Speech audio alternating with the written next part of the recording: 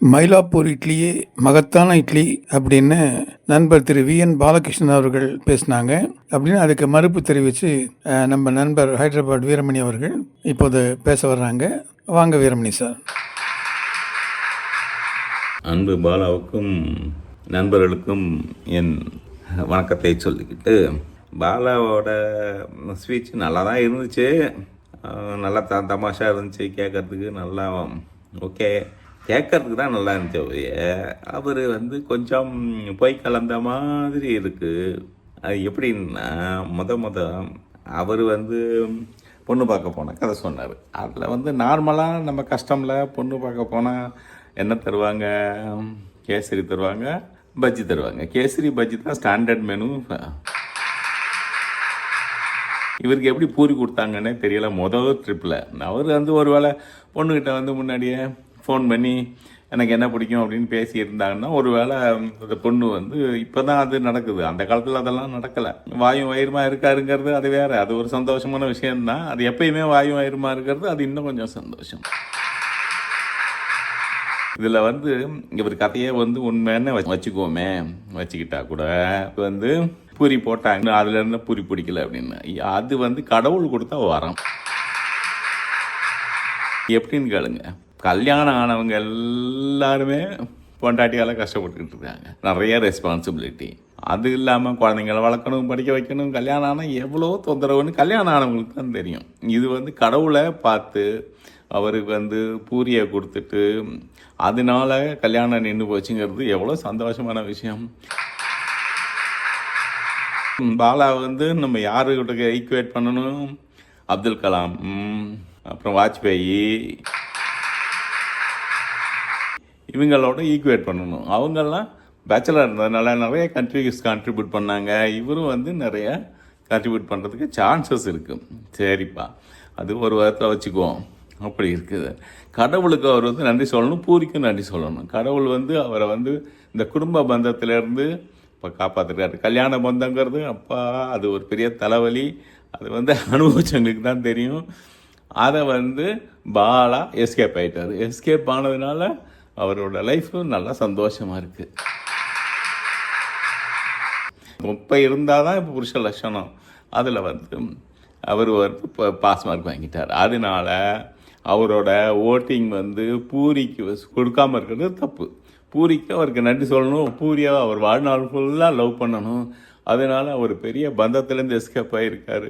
பூரிக்கு அவர் full mark கொடுக்கணும். இன்னும் ஒரு இது அவரோட இன்சிடெண்ட்டை வச்சுட்டு ஞாபகம் வருது. இவரோட வாழ்க்கையில் ஒரு அட்வான்டேஜ் என்னென்னா, இவர் லைஃப் லாங்காக எங்கே எப்போ பார்த்தாலும் பொண்ணு பார்க்க போகலாம் போல இருக்கேன். வாரத்தில் 2 நாள் போனோம்னா நல்லா ஜாலியாக கேசரி பூரி அது இதெல்லாம் சாப்பிட்டு வரலாம் போல இருக்கு. ஏன்னா இப்போ கல்யாணம் மெட்ரிமோனியெல்லாம் பார்த்தீங்கன்னா எல்லாத்துக்கும் இருக்குது. எல்லாத்துக்கும் பொண்ணு கிடைக்குது. 50 வயசுலேயும் பொண்ணு கிடைக்குது, 40 வயசில் பொண்ணு கிடைக்குது, 40 வயசில் கல்யாணம் ஆகாத பொண்ணு கிடைக்குது, டைவர்ஸி கிடைக்குது. எல்லா வெரைட்டியும் போட்டு வச்சுருக்காங்க. 50 ரிட்டையர் ஆனவங்களுக்கு கூட பொண்ணு அதில் 1 2 வருது. ஸோ அவர் எவரி பேச்சுலர் எப்போ வேணாலும் டிசைட் பண்ணிவிட்டு பொண்ணு பார்க்க போயிட்டு நல்லா ஜாலியாக டிஃபன் சாப்பிட்டு வரலாம். இந்த அட்வான்டேஜ் வேறு யாருக்குமே கிடைக்காது. அதனால் பாலா டெஃபினட்டாக பூரிக்கு நன்றி சொல்லி அவரோட வாக்கு பூரிக்கு போடணுங்கிறது என்னோட அபிப்பிராயம். தேங்க்யூ, நன்றி. விஎன்பி பூரி ஏன் சாப்பிடக்கூடாதுன்னு ஒன்று சொல்லியிருந்தார். அதுக்கு நான் வீரமணி அவர்கள் கருத்து தெரிவிச்சிருந்தாங்க. அந்த கருத்தை நான் முழு மனசோடு ஏற்றுக்கிறேன். சிறையடிக்க ஆசைன்னு ஒரு சீரியலில் அதில் செந்தில் மீனான்னு 2 பேர் இருக்காங்க. அது செந்தில் அவங்க மிஸ்ஸஸ் மீனா கிட்ட இந்த பூரி எப்படிப்பட்டது அப்படிங்கிறத பற்றி சொல்லியிருக்காரு. அதை போய் நீங்கள் கொஞ்சம் கேட்டு பார்த்தீங்கன்னா உங்களுக்கு தெரியும். அதை கேட்டு பாருங்கள். உனக்கு பூரி வாங்கி தரேன். உனக்கு தான் ரொம்ப பிடிக்கும்ல. பூரி சாம்பார் பருப்போட காம்பினேஷன் ரொம்ப பிடிக்குமே. ஹலோ மீனா, என்ன பண்ற? நீங்க வாங்கி கொடுத்த பூரியோட போராடிட்டு இருக்கேன். கைய வச்சு பிக்கவே முடியலங்க. லேத்துல கொடுத்து கட் பண்ணி தான் வாங்கணும் போல இருக்கு. நீங்க இட்லி தானே வாங்குனீங்க, எப்படி இருக்கு? சாப்பிடும்போது தெரியாம ஒரு பீஸ் கீழே விழுந்துருச்சுன்னு வச்சுக்கியேன், டைல்ஸ் அப்படியே ரெண்டா உடைஞ்சிரும். அந்த அளவுக்கு கல்லு மாதிரி இருக்கு. அத்தை இட்லி அவிச்சாங்கன்னா அம்பட்டு சாஃப்டா இருக்கும். அப்படியே மல்லிகைப்பூ மாதிரி கோத்து தலையில வச்சுக்கலாம். அவ்வளவு சாஃப்ட். அதுக்கு தொட்டுக்க ஒரு தக்காளி சட்னி ஒண்ணு வைப்பாக பாருங்க, வாசனையும் அப்படியே இழுக்கும். அந்த பூரி அப்படியே கோல்டன் கலர்ல உலக உருண்ட மாதிரி இருக்கும். அப்படியே பயங்கரமா உப்பி போயிருக்கும். அப்படியே ஒரு ஓட்டைய போட்டோன்னு வச்சுக்கோங்க உள்ள, அதுக்குள்ள ஒரு கிழங்கு வச்சு அப்படியே சுருட்டி உள்ள நவுத்தணும்னு வைங்க, அமர்த மாதிரி இருக்கும். அந்த டேஸ்ட் எல்லாம் சொல்றதுக்கு ஒரு நாள் பத்தாதுங்க. நண்பர் விஎன்பி இருக்கார்ல, விஎன் வெங்கட்ராமன், அவருடைய பிரதர் விஎன்பி. அவர் வந்து அண்ணாமலை யூனிவர்சிட்டியில் அக்ரிகல்ச்சர் படித்தார். அக்ரிகல்ச்சர்னு அவங்களுக்கு தெரியும். அவர் எப்படின்னாக்க, அவருக்கு பிறக்கும் போதே அந்த அக்ரிகல்ச்சர்னுடைய ஒரு ஈர்ப்பு அவருடைய ரத்தத்திலேயே ஊறி இருக்கு. அவர் யார் என்ன சொன்னாலும் அக்ரி பண்ணிக்குவார். அது அவருடைய கல்ச்சர். அதுதான் அக்ரிகல்ச்சர் படிச்சிருக்காரு. நான் ஒரு இந்தியன் அப்படின்னு சொல்றதுக்கு ஆன ஒரு அற்புதமான வேலையை அவர் செஞ்சிருக்கார். இந்தியன் பேங்க்ல ஒரு டாப் போஸ்ட்ல ஜெனரல் டிபார்ட்மெண்ட்ல சீஃப் மேனேஜரா இருந்திருக்காரு. இந்தியன் பேங்க்ல ஒர்க் பண்ணி தான் ஒரு இந்தியன் அப்படிங்கிறத ப்ரூவ் பண்ணியிருக்காரு. இது நீங்க கை தட்டி தான் ஆகணும். இதை நம்ம டெவலப் பண்ண ஜோக்கு. இப்போ இவர் ஒரு கிரிக்கெட் பிளேயர். அக்ரிகல்ச்சர் டிபார்ட்மெண்ட்ல அவருக்கு யூனிவர்சிட்டி ரெப்ரசன்ட் பண்ணி கிரிக்கெட் விளையாடி இருக்காரு. இது நிறைய பேருக்கு தெரியாது. அது மாத்திரம் இல்லை, நம்ம ஐபிஎல் மேட்ச்சு, T20 அது இதுன்னு நிறைய பார்த்துட்டு இருக்கோம். இவர் இல்லாமல் கிரிக்கெட் மேட்சே நடக்காது. அது நிறைய பேருக்கு தெரியாது. இந்த அம்பையர் 3 பேர் இருப்பாங்க. ஒருத்தர் மெயின் அம்பையர், ஒரு லெக் அம்பையர்னு இருப்பாங்க. இந்த அம்பையர் வருவார். கிரிக்கெட் ஆரம்பிக்கிறதுக்கு முன்னாடி அவர் அந்த டாஸ்லாம் போட்டு வின் பண்ணிட்டு, இதுக்கப்புறம் அந்த பவுலர் வந்து அம்பையர்கிட்ட வந்து அந்த கேட்பாரு. என்னன்னு கேட்பாருன்னா, பாலு அப்படின்னு கேட்பாரு. பாலுன்னு கேட்பார். அந்த பால் யார்? அந்த பாலை வாங்கி தான் பவுலர் வந்து இந்த பேட்ஸ்மேனுக்கு பவுலிங்கே போடுவார். அந்த பாலுவோ போடுவார். அந்த பாலு தான் இந்த பாலு. இப்போ புரிஞ்சுதுங்களா? பால் இல்லாமல் கிரிக்கெட் மேட்ச் கிடையாது. அவர் வந்து கிரிக்கெட்டில் பெரிய பேட்ஸ்மேன், ஃபீல்டர், ஆல்ரவுண்டர். அது உங்களுக்கு தெரியும். ஆல்ரவுண்டருங்கிறது நீங்கள் அவ்வளோ பார்த்தாலும் தெரியும். ஆல்ரவுண்டர் தான் அவர். மிக திறமையானவர். அவர் தூங்கிட்டு இருக்கும்போது அவர் கனவுல ஒரு அசரீரி வந்தது. அந்த அசரீரி என்னன்னாக்கா, அது வந்து யார்ட்டையும் சொல்ல, என்கிட்ட தான் சொன்னார். அதை சரி உங்களுக்கு தெரியப்படுதான் நல்லா இருக்கும் அப்படிங்கிறதுனால நான் சொல்கிறேன். அது என்னன்னாக்கா, அந்த அசரீரியில், பாலு நீ காலையில் எந்திரிச்சு போ, கோ அவுட் சைடு, கோ போயிட்டு மற்றவங்கள மதிச்சு நடனார். மதிப்புனா you to give respect to others. அதுதான். இப்போ அதை கேட்டோன்னே டக்குன்னு முழிப்பு வந்துருச்சு அவருக்கு. அப்புறம் எந்திரிச்சு பார்க்குறாரு, ஒரு கனவு போல் இருக்குது இது அப்படின்னு நினச்சிட்டு, இருந்தாலும் இவருக்கு அசரீர் ஏதோ சொல்லுது, அது என்னதான் பலன் இருக்கும் அப்படிங்கிறதாக்க காலையில் எந்திரிச்சு 6 மணி எந்திரிச்சு எல்லாம் நம்ம ஃபர்ஸ்ட் வாஷ் பண்ணிட்டு ரெஃப்ரெஷ் பண்ணிவிட்டு வெளியில் போய் நடக்கிறார். கோன்னு சொல்கிறாரு. அசரீர் சொன்னதே சரி போய் பார்க்கலான்னு சொல்லிட்டு வெளியில் போகிறாரு. அப்படி நடந்து போகிறாரு. நடந்து கொஞ்சம் தூரம் போயிருக்காரு. ஒரு 1/2 கிலோமீட்டர் போயிருப்பார். அப்படியே போய் பார்க்கும்போது ஒரு இடத்துல ஜனங்க கூட்டமாக நின்றுட்டு இருந்தாங்க. ஏன்னா இங்கே ஒரே கூட்டமாக நிற்கிறாங்களே, என்ன தான் பண்ணுறாங்கன்னு பார்க்கலான்னு பக்கத்தில் போய் பார்க்குறாரு. அது ஒரு கடை. அந்த கடையை பார்க்குறாரு. ஒரு ஆச்சரியமாக இருந்தது.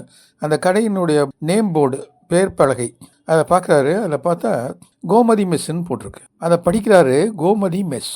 இவருக்கு தூக்கி போட்டது ஒரே ஷாக்கு. அசரீரி சொன்னது கோ அவுட் சைடு அப்படின்னு கோ சொன்னது. அப்புறம் மற்றவங்கள மதிச்சு நடங்கன்னு சொல்லிட்டு மதின்னு சொன்னது. அங்கே பார்த்தா கோமதி மெஸ். ஓ, இவருக்கு புரிஞ்சிடுச்சு. அசரீரியில் நீ தினைக்கும் காலையில் எழுந்திரிச்சு கோமதி மெஸ்ஸுக்கு போ, உன்னுடைய வாழ்க்கை சிறக்கும் அப்படின்னு அந்த அசரீரி சொன்னது இவருக்கு கரெக்டாக, அதனுடைய விளக்கம் கரெக்டாக தெரிஞ்சிச்சு. அதனால் இவர் என்ன பண்ணுவாருனாக்கா, காலையில் எழுந்திரிச்சு அந்த கோமதி மெஸ்ஸுக்கு போய், அந்த கோமதி மெஸ்ஸில் என்ன விசேஷம்னாக்கா, அங்கே ஒரு சுட சுட இட்லி, பொங்கல், வடை. அந்த வடை வந்து ஒரு ரொம்ப கிறிஸ்பாக இருக்கும். அதாவது மொறுன்னு இருக்கும். அதை சாப்பிட்டா அவங்களால அங்கேருந்து வர முடியாது. அப்படி ஒரு அருமையான ஒரு வடை. அவர் வந்து வீட்டில் கூட அவரோட பிரதர் சொல்லுவார், பாலு வாடைக்காற்று வீசுது, நீ எதுக்கு காலையில் எழுந்திரிச்சு இது மாதிரி போகிற அப்படின்னு சொல்லுவார். இருந்தாலும் அதெல்லாம் கிடையாது, எனக்கு வாடைக்காற்றை விட வடைக்காற்று ரொம்ப அதிகமாக வீசுது. கோமதி மெஸ்ஸில் போனால் அந்த வடைக்காற்று எனக்கு அப்படியே மூக்கில் ஏறும். அதை பார்த்த உடனே எனக்கு அதை சாப்பிட்ணுன்னு தோணும் அப்படின்னு சொல்லிட்டு, அவர் சாப்பிட்ட மாத்திரம் பத்தாதுன்னு சொல்லிட்டு பார்சல் கட்டிட்டு அவங்க வீட்டில் 3 பேருக்கும் வாங்கிட்டு வருவார். அப்படி இவர் வந்து இட்லி பிரியர், பொங்கல் பிரியர், வடை பிரியர். நம்மளுக்கு தை மாதம் தான் பொங்கல். இவருக்கு வந்து தினைக்குமே அந்த கோமதி பொங்கல் தான். இறைவன் வந்து ஒவ்வொரு மனிதனும் சுமப்பதற்கு ஒரு பை கொடுத்துருக்கார். இறைவன் நமக்கு கொடுத்த பை இறைப்பை. ஆனால் அந்த இறைப்பை சில பேருக்கு தொப்பையாக மாறிடுது. தொப்பையாக மாறினா கூட பரவாயில்ல, சில பேருக்கு அந்த தொப்பை தோ பையாக மாறிடுது. தோனா உங்களுக்கு தெரியும், ஹிந்தியில் ரெண்டு பை, அதாவது பெரிய பையா, தோ பையா மாறிடுது. இந்த தோ பையனா என்ன அப்படின்னாக்கா, இந்த தொப்பைக்குள்ளார ஒரு தோப்பையே அடக்கி வச்சுருக்காங்க. அது மாதிரி ஒரு தோப்புனா உங்களுக்கு தெரியும், பெரிய தோட்டம். அந்த தொப்பைக்குள்ளார ஒரு தோப்பையே அடக்கி வச்சுருந்தா அது தோப்பை. அது சில பேர் வச்சுருக்காங்க, அது உங்களுக்கே தெரியும். அந்த இறைப்பையை கரெக்டாக ஃபில்லப் பண்ணி சரியான முறையில் உபயோகித்து வாழ்க்கையை வெற்றிகரமாக நடத்துறதுல சிறந்தவர் நம்ம பாலு. இப்போது நண்பர் திரு VN பாலகிருஷ்ணன் அவர்கள் அவருடைய கருத்தை சொல்லியிருக்கார். அது என்ன சொல்லியிருக்காருன்னு நம்ம பார்க்கலாம்.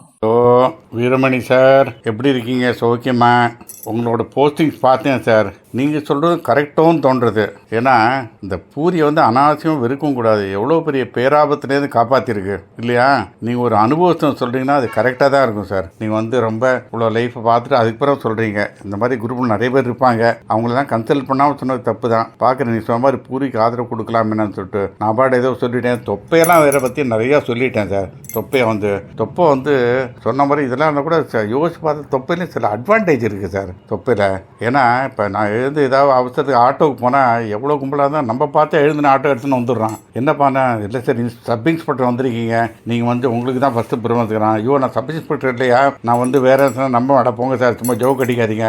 இவ்வளோ பெரிய தொப்பையை வச்சுட்டு நீங்கள் போலீஸ் டிபார்ட்மெண்ட்லேருந்து யாராவது நம்புவாங்களா சார்? நீங்கள் மார்க் வேஸ்ட்டில் இந்த மாதிரி பண்ணுறீங்களா செக் பண்ணுறதுக்கு அப்படின்னு சொல்லிட்டு நின்றுடுறான். சொல்ல அது ஒரு அட்வான்டேஜ் இருக்குது. அந்த மாதிரி சில விஷயத்தில் அதே மாதிரி தான் சார். ஏதாவது கச்சேரிக்கு போகிறீங்கன்னு வச்சுங்க, நாடகக்கான சபா எங்கேயாவது அங்கெல்லாம் போகும்போது எவ்வளோ கும்பலாக இருந்தாலும் சரி, நம்ம நுழையும் போது பார்த்துட்டு உடனே வழி விடுறாங்க சார். கடவித்வான் வந்திருக்கா, டைம் லேட்டாக சீக்கிரம் கச்சேரி ஆரம்பிப்பாங்க.